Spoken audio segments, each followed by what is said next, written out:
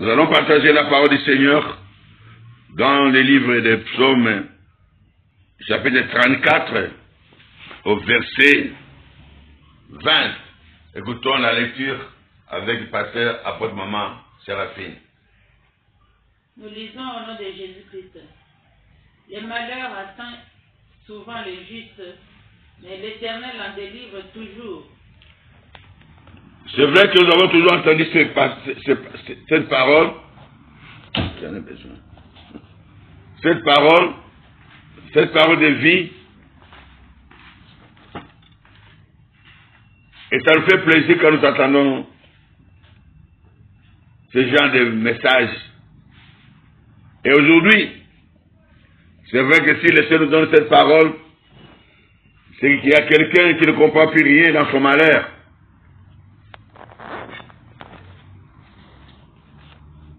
Le problème du malheur,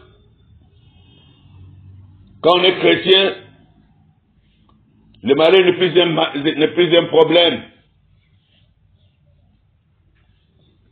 Tant que Satan existera,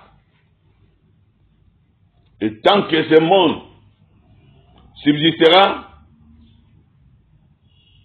le malheur sera toujours là. Il y a toujours le malheur. Qui dit malheur dit mal. Qui dit mal dit malin. La Bible dit, Seigneur, Père, préserve-le du mal. Oui. Tant que nous sommes dans ce monde, nous sommes entourés du mal. Le malheur frappe et peut frapper de toutes parts. Raison pour laquelle, bien aimés, nous devons comprendre que le malheur,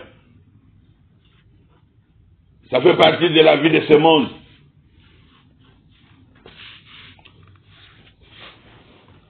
Dans ce monde, les ténèbres, c'est Satan qui règne. Nous ne sommes pas de ce monde, toi et moi, lorsque nous recevons Jésus-Christ comme Seigneur et Sauveur.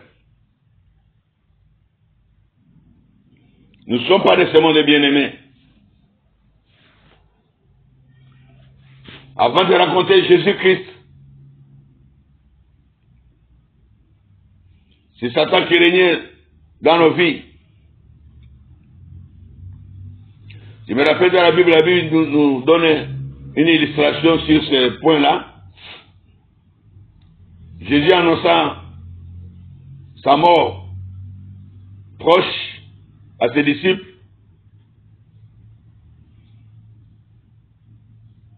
Mais Pierre s'est interposé. Il dit non, ça ne va pas se faire. Et Jésus dira à Pierre, arrière de moi Satan. Or, Thomas était tellement étonné. Jésus a pris un coup de chaleur sur la tête. Il y a quelque chose qui ne va pas dans sa tête. Mais il ne voit pas que c'est Pierre qui parle. Et tous les disciples ont regardé Jésus comme nous avons regardé Jésus. Parce que tout le monde savait que c'est Pierre qui était devant lui. Mais Jésus ne peut jamais se tromper. Impossible. C'est ce qui était le grand étonnement. Mais comment Jésus peut parler, répondre, qu'arrière de moi Satan, et pourtant devant lui, c'est Pierre qui est là, en chair et en os. Oui, c'est ça qui nous sépare aujourd'hui, bien-aimés. Tant qu'on n'a pas rencontré Jésus-Christ comme Seigneur Sauveur, il y a des démons, des contrôles, des poursuites, d'incarnation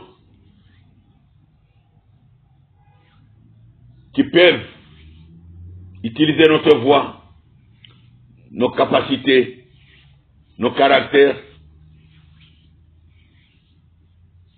pour nous faire passer pour de mauvais gens, pour agir à travers nous.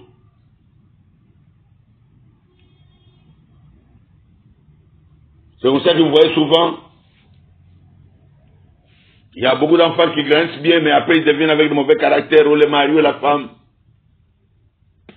Ça, ce sont les gens qui n'ont pas vraiment rencontré Jésus comme Seigneur et Sauveur.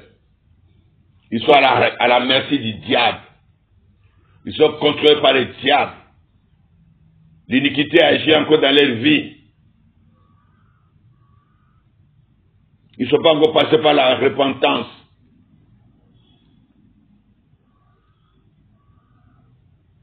Et la Bible déclare 1 Jean 3, 8. Celui qui pêche est du diable. Satan est tellement rusé, malin. Donc sans Jésus-Christ, le malin nous colle à la peau et fait de nous des hommes sans avenir. Mais lorsque nous recevons Jésus comme Seigneur et Sauveur, la Bible dit nous sommes nés de Dieu. Et que celui qui est en nous est plus grand que celui qui est dans ce monde. Bien-aimé dans le Seigneur, le fait de recevoir Jésus-Christ ne te garantit pas qu'il n'y aura pas de malheur dans ta vie. Mais tant que tu seras dans ce monde, même si tu n'es plus de ce monde, tu vas subir la loi du malheur dans ta vie. Ah oui, c'est une évidence. Mais dans tout cela, bien-aimé, la parole de Dieu nous dit, le malheur atteint pas toujours, souvent, donc de temps en temps. C'est pourquoi il faut grandir dans le Seigneur. Parce que lorsqu'on n'a pas encore grandi dans le Seigneur, en recevant Jésus-Christ comme Seigneur et Sauveur, il y a un soulèvement qui se fait dans le monde des ténèbres. On crie à la trahison. On crie au traître. Pourquoi? Parce que toi, tu as la grâce de changer l'ordre établi dans le monde des ténèbres. Si ta vie, si ta famille, si ton avenir, si ta destinée.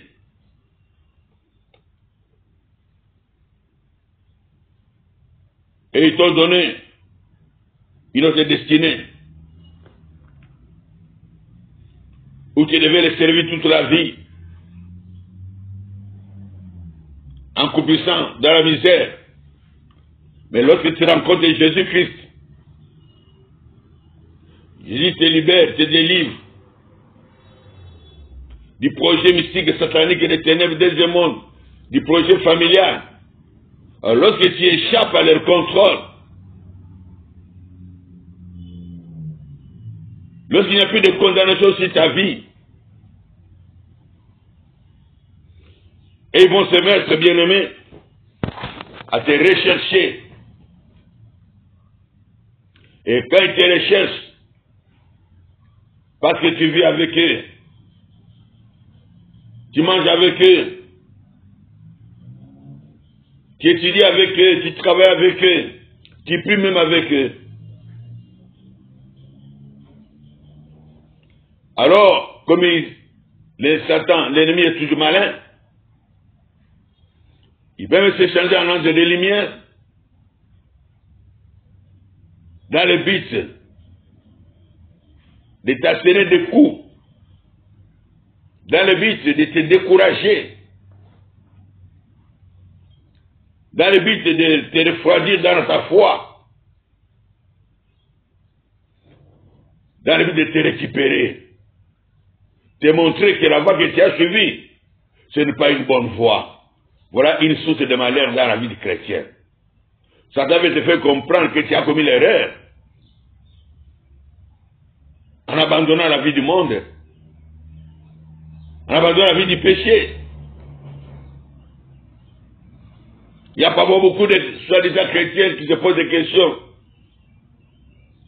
Mais tout ce qui m'arrive, je ne connaissais pas tout ça avant de connaître Jésus.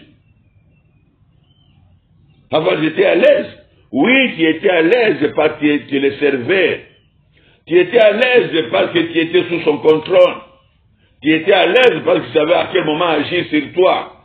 Parce que Satan a toujours eu des projets à court terme, à moyen terme et à long terme sur chaque homme, chaque personne. Avec le sang d'Adam et Ève. Il peut te laisser un peu toute la vie, mais c'est à la fin de ta vie qu'il peut te rendre malheureux, te ridiculiser. Comme il peut te faire du mal dès ta naissance. Voilà, bien aimé, une source de malheur qui peut arriver aux enfants de Dieu qui ne sont plus concernés par le malheur, mais les malheurs vont arriver parce que Satan va déployer toutes ses forces pour pouvoir te faire du mal. À ce moment-là, bien aimé, pour t'en sortir, tu n'as pas d'autre recours que de chercher les secours d'en haut, les secours qui viennent de l'Éternel.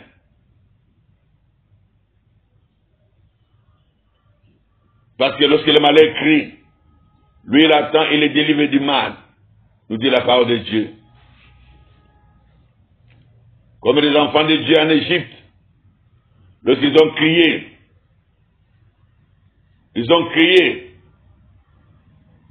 mais lorsqu'ils ont crié vers l'Éternel, vers le Père, la Bible nous dit, dans Exode 3, verset 7, j'ai vu la souffrance de mon peuple, j'ai entendu ses cris, et je suis descendu pour les délivrer.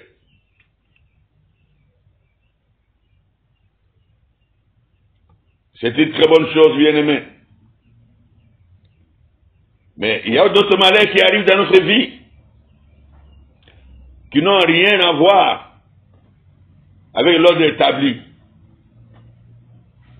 Mais Satan a tellement peur que tu sois un exemple pour les autres, pour ton entourage.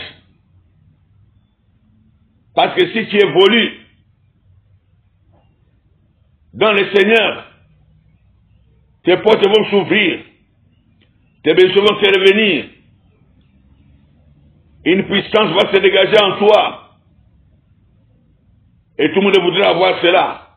Alors, bien aimé dans le Seigneur, à partir de ce moment-là, Satan va se déployer partout, va mettre des embûches partout, doubler des coups partout, pour que tu te sentes frustré, pour que tu ne comprennes rien du tout, et pour que tu puisses avoir peur d'avancer.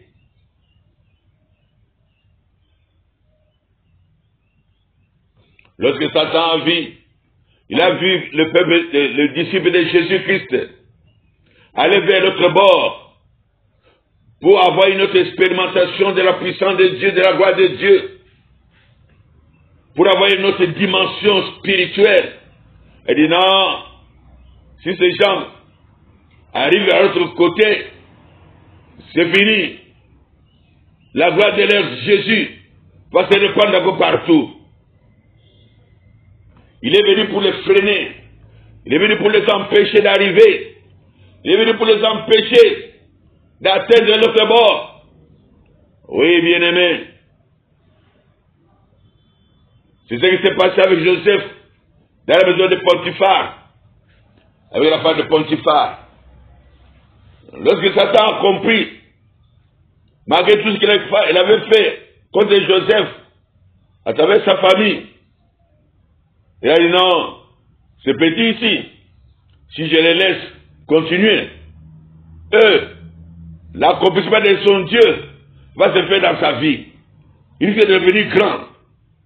Je ne sais pas comment il deviendra grand, mais comme il est en Égypte, c'est sûr qu'il deviendra grand.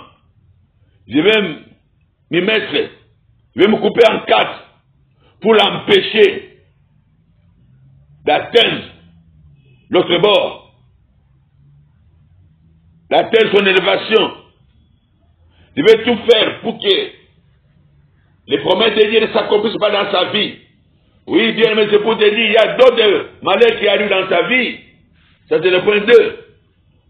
Parce qu'il y a des promesses de Dieu qui doivent se faire, s'accomplir. Alors, Satan va multiplier des coups, des projets maléfiques sur ta vie, pour que les promesses de Dieu ne s'accomplissent pas dans ta vie. Mais peine perdue pour celui qui connaît le Seigneur. Satan peut tout faire, bien aimé dans le Seigneur. Il y aura toujours une intervention divine. Parce que toi, tu n'es pas n'importe quel chrétien. C'est ainsi que lorsque Satan a envoyé la femme de Potiphar pour comploter contre Joseph et le faire emprisonner, tout le monde avait dit, ah, ce petit ici, c'est vraiment un malfaiteur. Voilà. Vendu par ses frères. Devenu esclave. Un peu d'ennemi qui arrive sur lui. Il en abuse, voilà, maintenant il est jeté en prison. Il mérite vraiment qu'il soit en prison. Ah oui, qu'il mérite. Parce qu'il ne peut pas faire des choses pareilles à la femme de son bienfaiteur. Oui, Satan est capable de comploter, de faire des projets de théâtre mystique sur ta vie, pour te faire passer pour un mauvais. Oui, je connais un frère avec qui on avait grandi dans le Seigneur. On avait comploté contre lui. Là, on priait encore dans les groupes de prière. Il y a des mamans et des papas qui étaient dans les noirs, des sorciers dans l'église, qui avaient dit, ah, si ce jeune homme progresse, avec les dons que nous voyons en lui, nous n'avons plus de la place ici.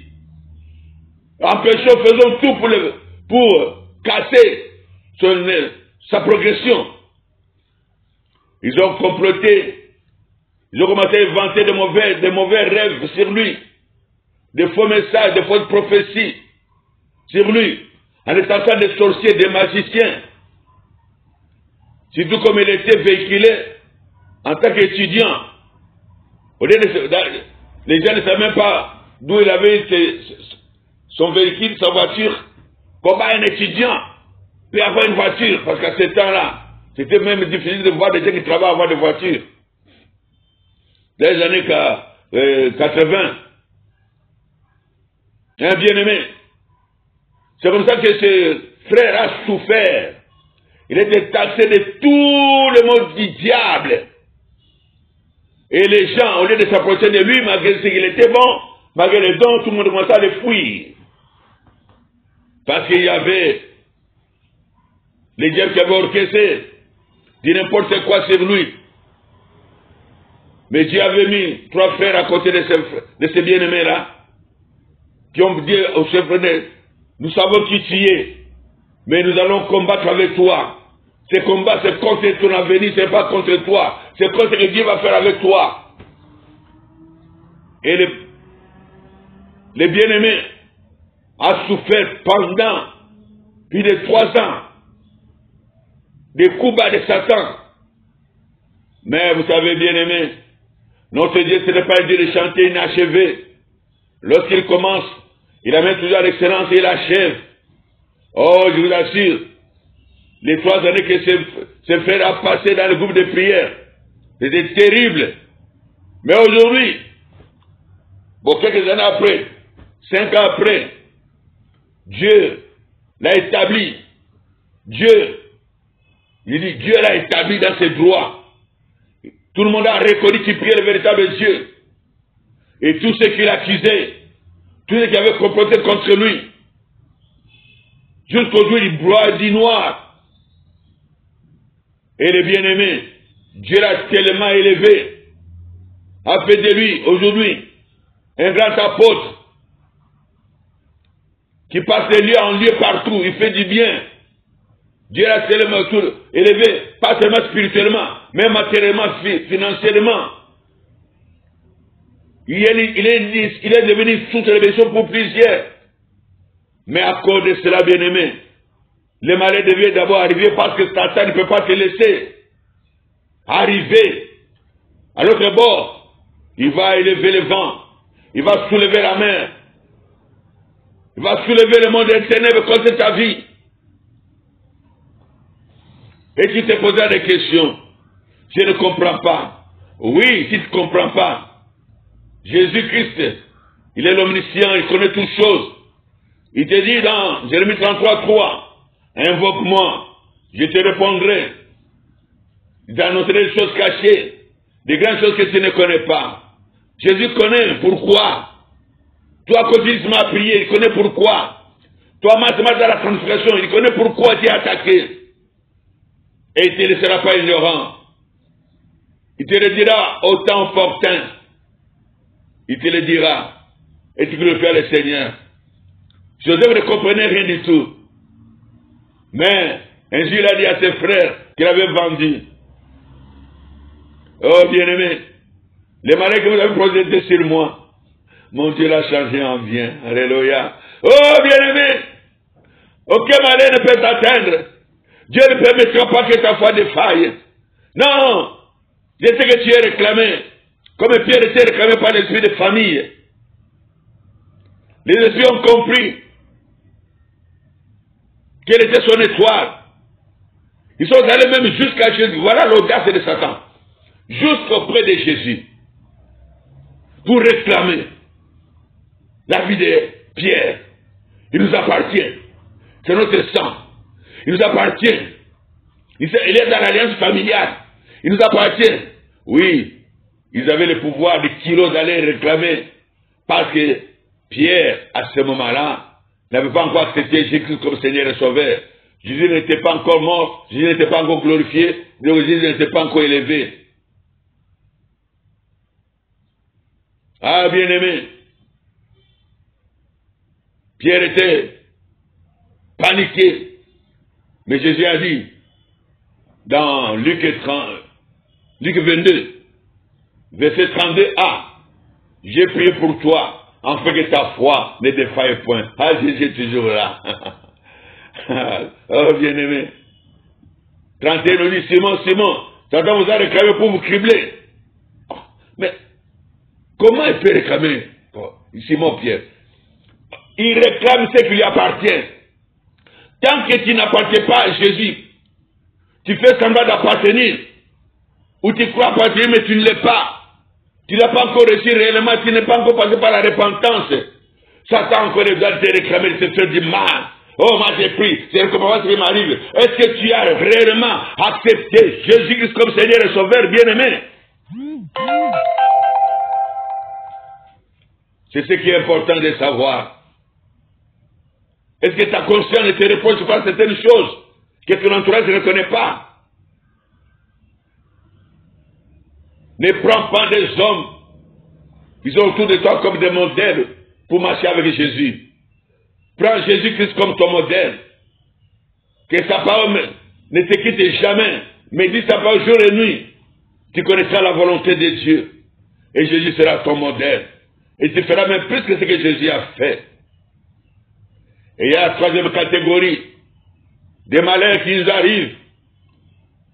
Oh, bien-aimés dans le Seigneur. Nous appelons ce malheur-là des épreuves. Dieu ne te laissera jamais arriver là où il t'attend, ça te fait passer par des épreuves, des examens. Et ce moment d'épreuve, souvent ça fait mal. Mais ce n'est qu'une voie obligée, tu ne peux pas y échapper. Donc les malheurs peuvent arriver. De ces trois manières dont je viens de parler là, ça fait toujours mal. Mais il y a quelqu'un qui a accepté de prendre tout le mal. Tout mal plutôt. Sur lui. Il a tout pris sur lui. Pour que ça ne pèse pas sur toi. C'est ce qu'il a dit à Simon. J'ai prié pour toi. Donc j'ai intercédé pour toi.